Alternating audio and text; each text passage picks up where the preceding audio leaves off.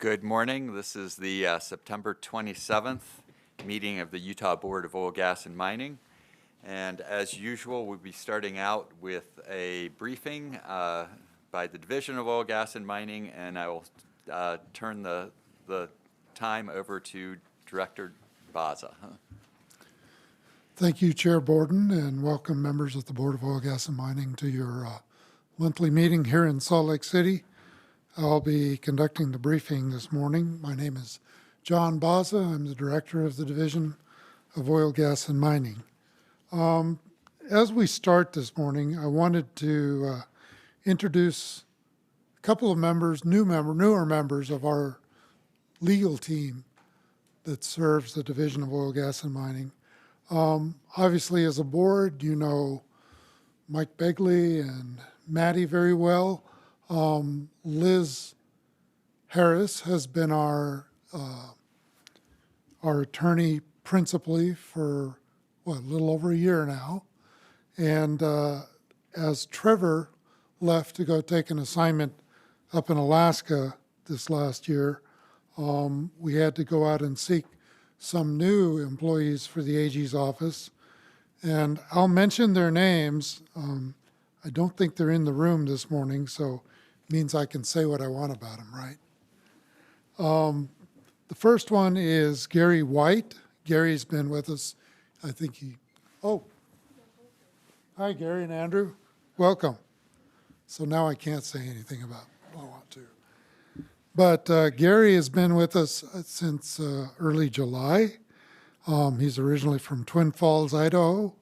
He graduated from the University of Utah Law School, and prior to joining the AG's office this summer, he was a shareholder at the law firm of Kipp and Christian. And while there, he defended doctors, lawyers, lions, tigers, and bears. So welcome, Gary. And another face you'll see is Andrew Haynes. Okay. Andrew has over 15 years of experience working in the oil and gas industry in various roles and in different states. Andrew earned his undergraduate degree in geology from the University of Utah. Then he went on to study law at the University of Oklahoma, so the heart of oil country down in Oklahoma. He spent time representing firms in natural resources and energy law, worked for a large oil and gas operator in Oklahoma City. After law school, Andrew spent time in Houston, Texas, focusing on both offshore and onshore plays. So he has a good background in oil and gas law. So we appreciate having Andrew here. And he's been with us since early August. He's actually already represented the division in last month's board meeting, but we didn't have time to formally introduce him. So want to welcome them. Lastly, but not leastly, is we have a paralegal working on our legal team, Melissa Walker, and she's also just left. Okay. So, and Melissa joined us shortly after Liz did. So Melissa has less than a year, I think, with the division, but she's been a great help. And that's the legal team from the AG's office that serves both the board and the division. Well, so I'd just like to welcome Gary, Andrew, and Melissa, and we look forward to working with you for many years to come. So we hope you stick around. Right. So I'll move on the briefing agenda. The first item up is I had a desire for the board to know who the Utah Trust Lands Administration is. You've had the benefit of having LaVon Garrison, formerly of Utah Trust Lands, working on the board, and her experience is obviously extremely valuable to the decision-making that this board has. But the Utah Trust Lands Administration is a separate entity from us and even DNR. Many years ago, I think that they were a part of Department of Natural Resources, but they became their own separate entity focusing on the needs of their beneficiaries and the school children of Utah. So here this morning, we have Ms. Michelle McConkey, who is the director of the Trust Lands Administration, and we also have Stephanie Barber Renteria, who is the managing director of Energy and Minerals for Trust Lands. So I'll turn the time over to them. They can say more about themselves as they want to, but they have a short presentation that they'll give you. Thank you. Thank you, Chair Board and members of the board. We're happy to be here today. As Director Baza said, I'm Michelle McConkey. I am the director of the School and Institutional Trust Lands Administration. I've been with the agency about 20 years. I left once for a few years, and it was in my blood. I had to come back, but all total about 20 years. I've been in this position as a director going on 2 years, and so I'm excited to be here. I'm excited to talk more about trust lands. And I'll start out by giving a little bit of what we call our Trust Lands 101 basic information, and we're happy to answer questions at any point as well. We're not seeing We're the not yet. screen, Matt. Here we go. Okay, perfect. So who we are, I won't read through our entire mission statement, but to distill it, we are an independent state agency. We are separate from even DNR. As Director Baza said, these lands previously were managed as part of DNR. In 1994, the School and Institutional Trust Lands Administration was created to give a bit more of a focused look at these lands. They are not public lands. These are lands that were granted at statehood for a very specific purpose, and that is to generate money for our beneficiaries. And the overwhelming majority of those lands generate money for the public school, K through 12, at the state of Utah. We also have other very important state institutions, universities, and School for the Deaf and Blind, some other important institutions, but again, the overwhelming majority is the public schools. We utilize this land to make money. People ask what we do on the land, and my response is any way you can make money off of land is what we do. We are always trying to be creative, find good, responsible ways to make money off of the land. Oil and gas is overwhelmingly our largest moneymaker, oil and gas revenue. So we're really grateful for those activities that happen in our land. As a little bit of background, so in 1994, when SITLA was created, so 1897 at statehood, when these lands were granted by the federal government through the Federal Enabling Act to the state, from that point of time, 1897 to 1994, so almost 100 years, there was about $50 million in what's called the permanent fund. That's the fund where the money from this land goes. And $50 million after almost 100 years. Since that time, since 1994, through just the ability to have a more focused look at what these lands really are meant to be used for, and some different investment strategies, it's now at $3.2 billion. So $50 million in 100 years, almost $3.2 billion since 1994. So we're really proud of the work that we do to help Utah schools.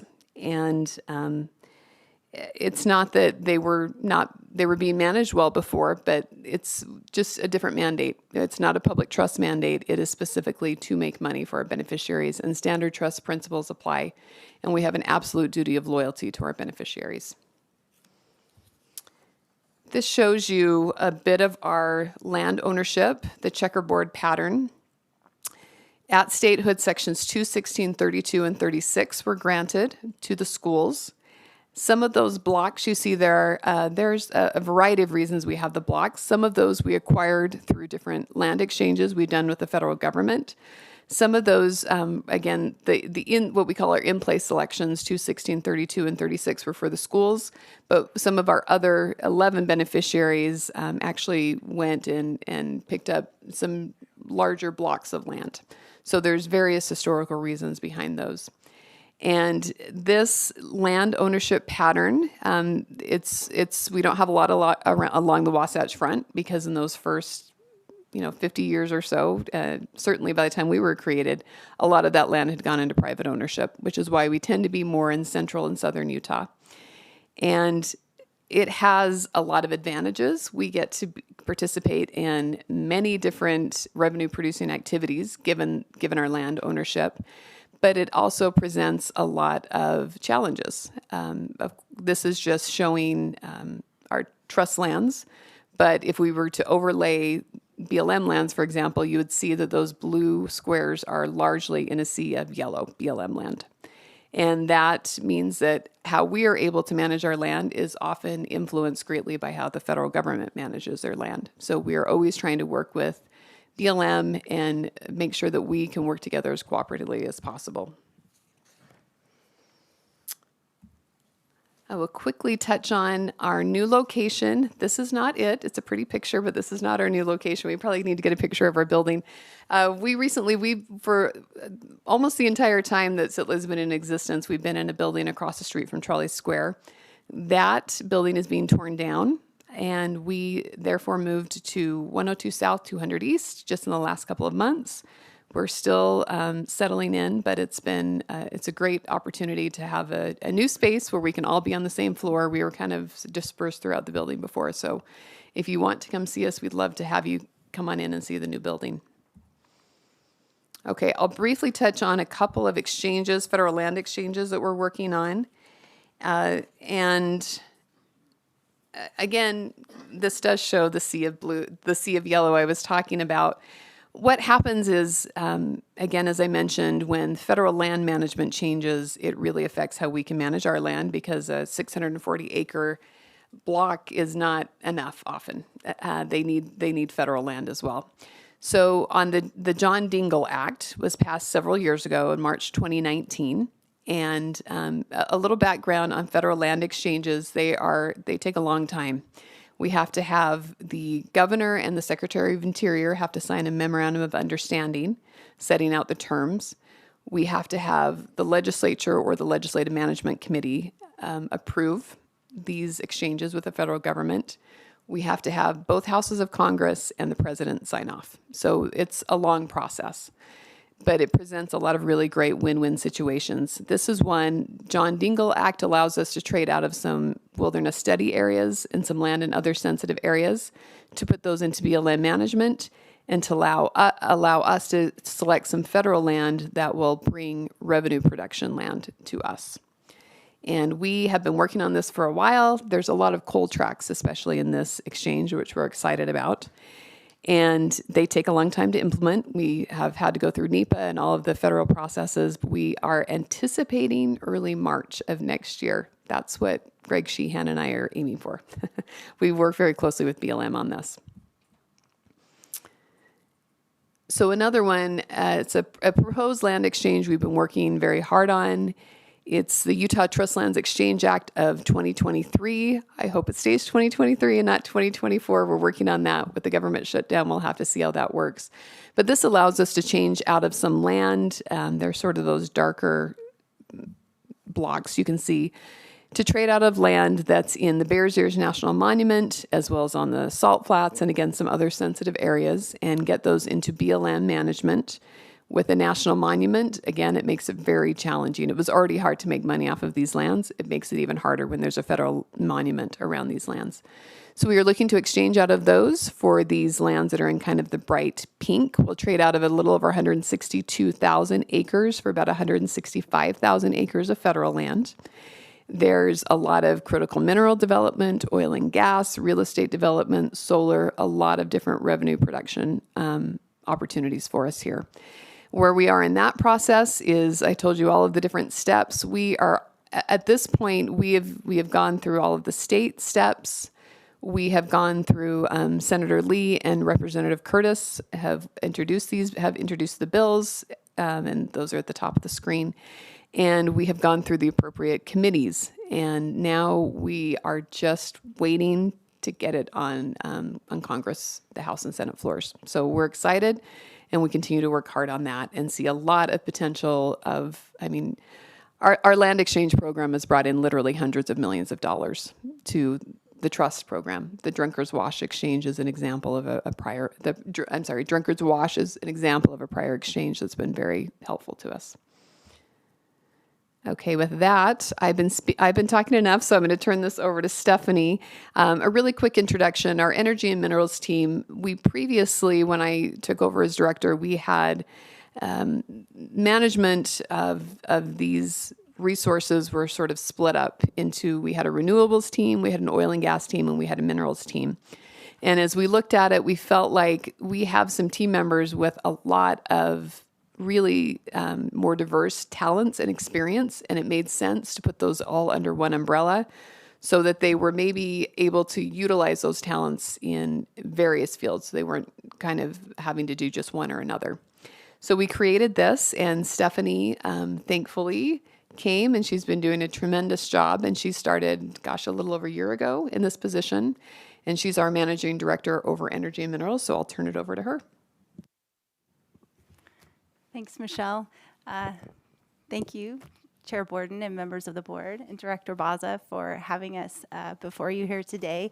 I do appreciate the opportunity for Michelle to come back to the agency. I'd had the privilege of working at Trustlands before. I'd worked with Levon in the oil and gas group. That was a tremendous opportunity, and then also served as in-house counsel. So I'm really excited to be back and excited to be managing this team.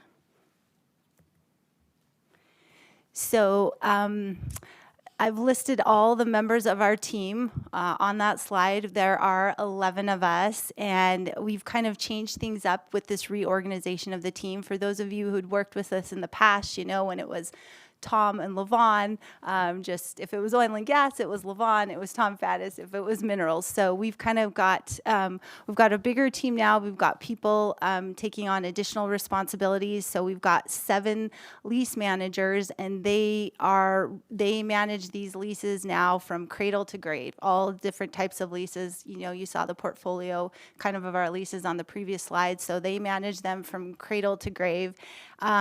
So it may be a little bit trickier for people now figuring out who is their lease manager because it's not quite as clean, but a couple of options there. If you pull up our GIS map on our website and you click on your lease, a drop down and your lease manager will appear. You can also, of course, contact us, press 3, it'll come to our group, we'll get you to the lease manager, or that email goes to our entire team. So we'll get you to the right person. If you're dealing with any of our lessees and they're wondering who to contact, we will get you to the right person.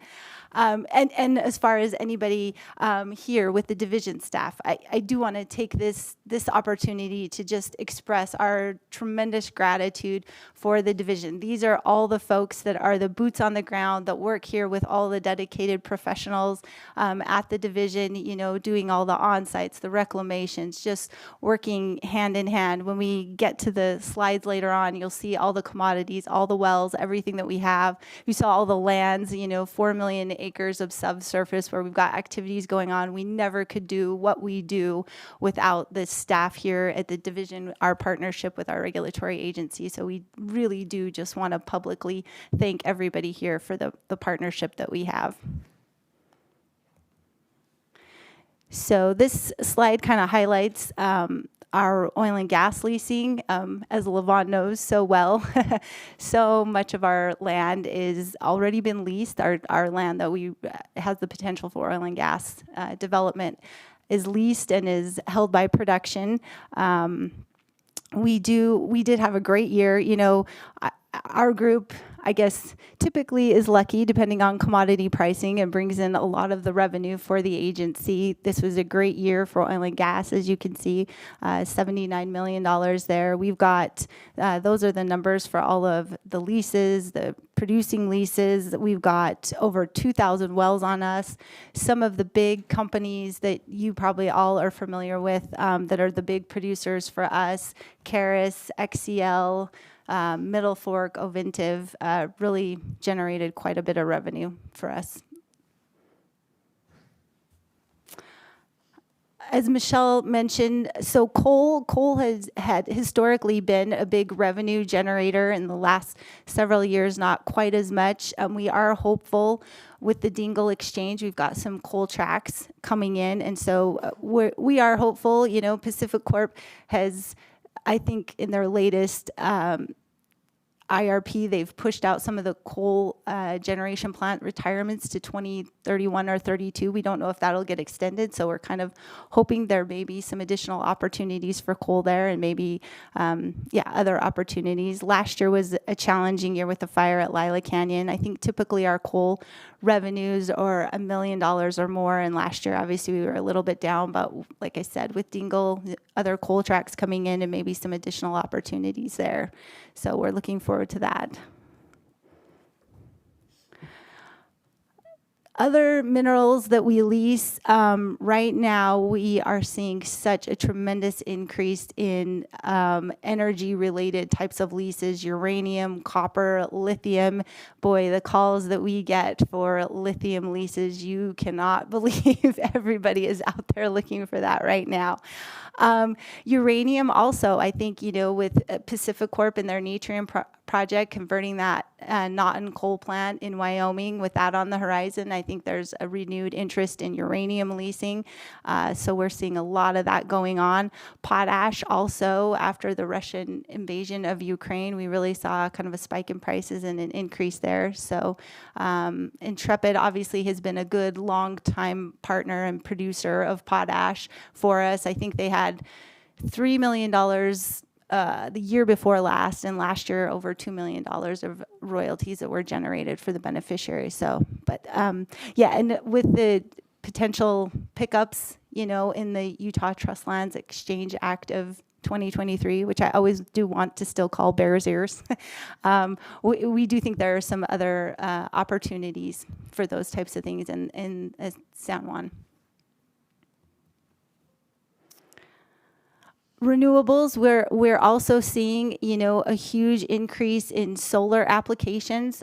We've seen a lot there. Some of the projects, of course, have been a little bit slower to get online. There were supply chain problems after COVID, some of the tariff issues getting solar panels. So we've got some leases that have taken a little bit longer to get fully constructed and get online, but we're hoping that we're moving forward with those. Obviously, with the tremendous work being done, I have to look at Al for this. At Forge, we're seeing a huge increase in interest in geothermal leasing, people coming to us for those type of projects too. I think at our board meeting, maybe not last month, but another time ago, we approved 3 big agreements for geothermal leasing with us too. So we're really excited about the prospects for renewable energy coming up too. And I feel like when I get to the IPP block, I feel like I never know if people know everything about this block or nothing about this block, but this block in Millard County, so we've got all of the acreage surrounding the Intermountain Power Plant there. The plant is obviously not on trust lands, it's on private land, but we've got the acreage surrounding it, and of course there's the salt dome underneath that. We've actually had leases on that going back to 2009, and the lease has gone through several iterations, I think kind of following the market. Originally, it was thought to be, could be used for the storage of natural gas. We looked at K's at one point in time. Where it stands now, we've actually got 3 separate leases. We've got Sawtooth that has natural gas liquids leases there, storage of that. We've got well, I was going to say Magnum and Aces, but now hopefully people know Chevron has just come in and bought out those entities. So now Chevron will have leases with us for crude and other refined product storage, and then also, of course, for the hydrogen storage, that the new power plant that's being built to run on natural gas and hydrogen. So we're really optimistic, excited to have a partner like Chevron, Mitsubishi's also in there. So we really think this has the potential to generate a lot of revenues for our trust beneficiaries. So going back to kind of talking about how we enter into the leases that generate the revenue for our beneficiaries, under our statute, we can offer our lands for lease 2 different ways. We can have competitive mineral leases. Levon really deserves a ton of credit for moving that from, in-person auctions to online. It's now done all online through EnergyNet. We typically offer 3 or 4 of those a year. Our next one is coming up on October 6th, so the lands will be posted on EnergyNet on October 6th. They'll be posted for 2 weeks. People can put in their bids. It will close on the 20th, and then we will announce our results the following Tuesday. The legislature was kind enough to, we previously had to announce the next business day, and it put us in quite a crunch. And so this last session, we were able to bump that out another day. So the results will be out on October 24th. As we talked about before, because a lot of our acreage, particularly oil and gas acreage, is held by production, we don't have a lot to offer. Our auctions are a lot smaller now. With our board's direction, we have moved to kind of the second way of leasing our lands, a greater focus on this second way of leasing our lands, which is to do other business arrangements. This is something that's authorized by our statute. It does require our board approval, but the statute says we can enter into, exploration and development agreements, joint ventures, operating agreements, or quote, any other business arrangement. So we like to call just OBAs, any type of deal that we can strike with somebody to work on our land, take it to our board and get that approved. And the reason our board has really pushed us to look at OBAs rather than competitive offering leasing is we can structure the transaction so we're not just, getting the rentals and the bonus payment and holding our lands for a 5-year primary term for oil and gas or a 10-year for a mineral lease, right? We can strike a deal with a company where they've got specific drilling obligations, shortened time periods, higher royalty rates, that kind of thing. So our board has really encouraged us to look at doing those type of deals, feeling like that's a better way to bring in royalties for the beneficiaries, rather than just putting them out to auction. We don't know who picks it up, and then do they just want to sit on it or flip it? So that's kind of where we're going now, is really with an emphasis on the OBAs. So one thing that kind of as I've moved into this position, we've been working on a lot within our agency, and as I'll get to in a minute with outside agencies that we work with, our assignments. So as you can imagine, when we've got like large oil and gas transactions, we had a year ago Ovintiv getting out of the Greater Monument Butte unit, selling that to Scout. We recently had ConocoPhillips getting out of Drunkard's Wash, selling that to Urban. So when you've got those large transactions, as you can imagine, in addition to the oil and gas leases, companies have a number of other agreements with our agencies. They've got surface use lease agreements that we call SULAs. They've got those for supporting facilities or telecom, those kind of SULAs that they'll also, if they're getting out, they want to transfer those too. And then they've got a lot of easements for pipelines and roads. So a separate assignment for each type of those agreements has to be filed with us. And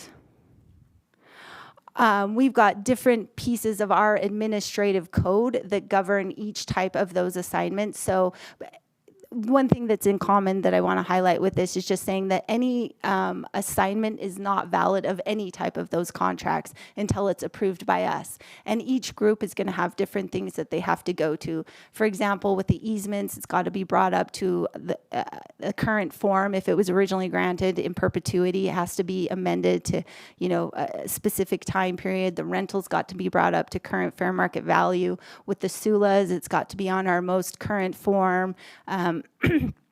Often in oil and gas, right, we want to make sure we take a hard look. Well, not often, all the time. We want to take a hard look and make sure that they're current in the payment of all of their royalties before we approve any assignment. And so one thing we really wanted to make sure is that we have all teams within the agency working together. So if somebody files their surface assignments or their oil and gas, one is not approving the other until the other group has had a say. So we come together and make sure these big kind of transactions don't move forward until everything within the agency has been done. And I guess, let's see, yeah, I probably already covered that. We work with our audit group, our energy and minerals, and our surface group. And then one thing I do, again, want to express my appreciation to the division and staff, is also we have been working very, very closely with the division before we get those assignments approved. Last year, I know at the Uinta Basin Energy Summit, when Scout was coming in to take over for Oventive, we had just a wonderful conversation with them about, what the bonding would be required. We worked with the BLM. BLM required, a pretty hefty bond on that. And so I feel like that's really helpful when we have all of us together looking at companies that are on their way out and companies that are coming in, just making sure we're all in a good place moving forward. Recently, we actually have started, the Uinta County Assessor has had a conversation with us too, asking us to please talk to them too and let them know about assignments. So if they've got, tax issues that are also outstanding, they'd like to be in the conversation too. So again, that we're making sure as people are leaving, they've done everything they need to, and that the new operators coming in are somebody with whom we want to work with in the future. So I think that's pretty much all I had. So I think we're happy to take any questions. Board, any questions?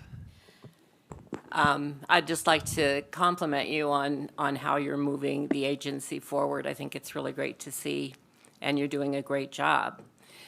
Could you maybe take just a quick minute and explain to the audience how the money gets from the permanent school to the individual, or the permanent trust to the schools? Yes, thank you. So the money that we make, we take a small amount of money to support our operations. So we are self-funded. We don't take taxpayer money in our agency. And that goes into the permanent fund. It gets invested by another arm of the trust that we call SITFOS. That's the trust funds office. And they invest that money. And then through a statutorily set forth formula, that money actually goes directly to the public schools. And again, it's part of it is based on per pupil, part of it's just a basic amount so that some of the rural schools, are still getting a decent amount of money. And the great thing, sometimes I hear kind of offhanded comments about, last year we did, gosh, it was, I'm afraid, 100 million or something that we distributed. It was a fair amount of money.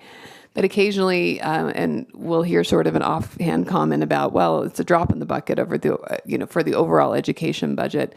But the thing about this money is these are individual schools whose parents and administrators through their school community councils get to decide what the most pressing academic needs are for that individual school. The districts, the state, the federal government do not tell them how they need to be spent. It's the individual schools.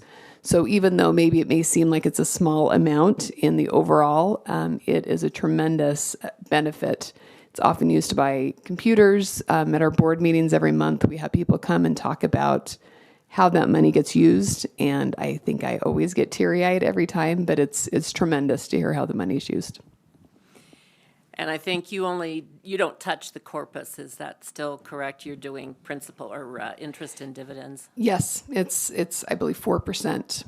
It's a cap of 4%. There's again a formula, but yes, it's a perpetual trust. So that money needs to be there in perpetuity. Great. Do you want me to add? I'm sure our director of the Land Trust Protection Advocacy Office, Mr. Kim Christie, would probably be here on our shoulders asking that we add a plug for a constitutional amendment that is going to be coming up, as Michelle referenced. It's 4% currently that's distributed. And in looking at that, what people a lot smarter than me have figured out is that only giving the 4% away, we are benefiting the current generation. We're benefiting the future generation at the expense of the current generation. And so I think they're looking to increase that cap to 5%. So I think that will be on the ballot. Probably in the ballot in the fall. Yeah, we're happy. If there's other questions, we can always direct you the right way. Yes. Probably another general question. So do rural schools or school districts, do they apply to SITLA, or how does I guess getting a little more into the nuances of how it actually gets distributed? So again, there's a statutory formula, but every school every school child in public school system is counted for. So again, I don't do this piece, so I don't know all the nuances, but there's a general amount that goes to every school so that, again, you don't have, a school in Daggett County that maybe has 700 total students in the entire district. They have a certain amount that's just there so that it's still meaningful. And then after that certain basic amount, it's a per pupil. And so every public school just gets it. It's automatically distributed every year. So I guess one follow-up question, I hear it's not your arena, but so for the smaller schools, are there different grants then that are sent to them, or it's more of a per pupil distribution? There's a base amount that every school gets, and after that point, then they add upon that as per pupil. And it's just it's a distribution that goes out every year, a lump sum that they get that then goes through their school community council and their different plans to know how it's used. Yes, Mr. Church. You mentioned that on some of the federal land exchanges, trust lands actually is increasing their ownership in some lands. Is there some kind of statute that where you have to maintain a certain balance of ownership, or are you able to actually transfer ownership of surface or minerals in many of the cases? Just generally, we are required by statute to reserve the minerals estate always. We can and do sell the surface estate. As far as the federal land exchanges, there's not a requirement, but there is a requirement that we have legislative approval. And obviously, federal land management issues are very sensitive in Utah. And so that's something we worked really hard on this last exchange. It's a value for value exchange. It's not acre for acre. So that's something we've had to work really hard to get those values right. And there's a pot of land we call our equalization funds. That's really high value land near St. George that's within the Desert Tortoise Reserve, and that we have that's locked within that we can use if there's $100 million disparity. We can, quite honestly, with the price of land in St. George, we can dip into that, and it doesn't take that many acres to make up the difference. So that's how we balance it by value. So it's not required, but we've certainly tried, especially on this one, to keep it so that we're not losing more state land. Mr. Walker? Also, on the federal exchanges, on the Bears Ears exchange, as I was looking at the map, it looked like there was some land that was being swapped up by the Great Salt Lake. Did I see that right? Okay. That was right. So we're looking, these are such, they take a long time to do, and so we really try to work closely with BLM and look at other targets in addition to just what's within a national monument. Okay. So yes, there are some out on the Bonneville Salt Flats that we have a really hard time making money off of those. And they really probably should be in BLM's ownership. So it's an opportunity for us to kind of take care of that. Okay, thank you. Is the bluff block going with the exchange, or are you keeping those lands? We're keeping the majority of the bluff block, yes. We have existing application and see some revenue production there, so we're keeping most of that. A quick question from me on the land exchanges. Is that pretty much a bipartisan supported effort, or is it a bit contentious politically? It's always politically sensitive, I would say. It can especially be with some of the counties that have a larger number of state lands. San Juan County is a good example. They really like having trust lands in their county. Sort of a funny flip, Grand County, just to the north, wants more federal land. And so sometimes it's a balancing act. We worked really closely with San Juan County on this one, and actually were able to keep about a third of the acreage within the county boundaries. We worked closely with local leaders there to do that. My goodness, I just got off. Oh, bipartisan. I was trying to remember exactly the question. It really does need to be. I mean, to get it through both houses of Congress, it really does need to be. And in order for us to work with BLM, I mean, of course, we've got a Democratic, led executive branch currently, and ours is not a democratically led branch. We're a little different politically. But the great thing is this is an opportunity for really a win-win, which is pretty rare. It actually went through both subcommittees, federal subcommittees unanimously, and that's pretty unusual. But again, it's such a win-win on both sides, and I think it has a lot of just common sense to it. Thanks, that's nice to hear. Any last questions from the board? Seeing none, I'll thank you for your time. That was very informative. We really appreciate it. Thank you very much. Back to you, Director Baza.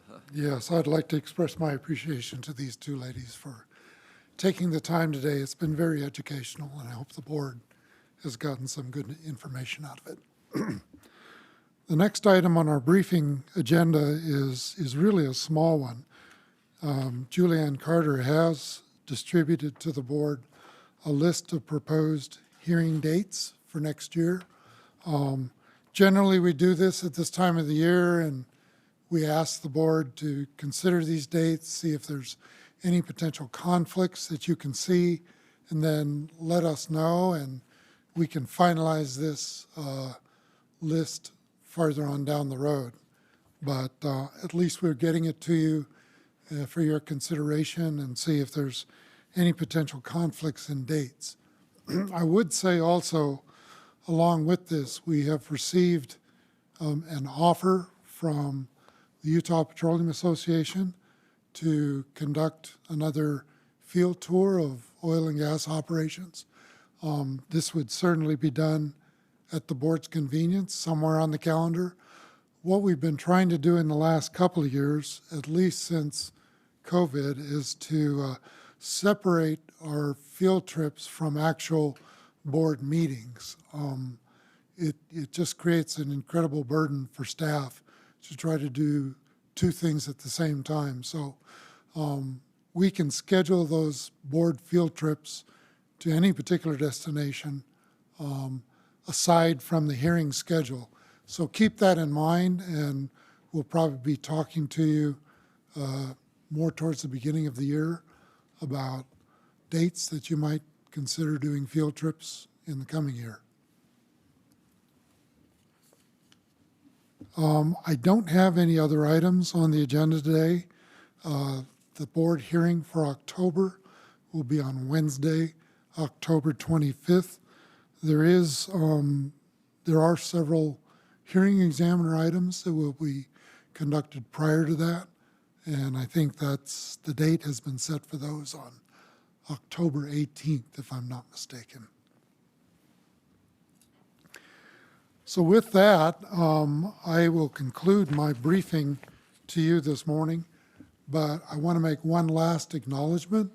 And this past week, I was able to attend the EGI, Energy and Geosciences Institute Technical Conference for 2 days. Mr. Walker was obviously a big part of that. Mr. Church was there. It was a great event, and I would be remiss if I didn't thank the Institute for giving me a Career Service Award. That was a pleasant surprise and well appreciated. So thank you for doing that.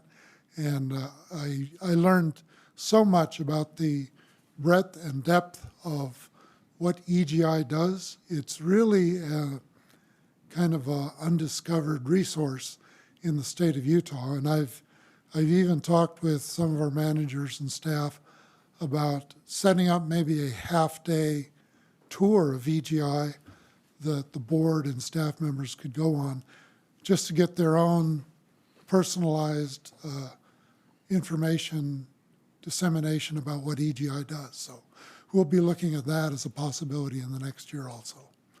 So thank you for that. Congratulations, Director Baza. That award was well earned through a long, distinguished career.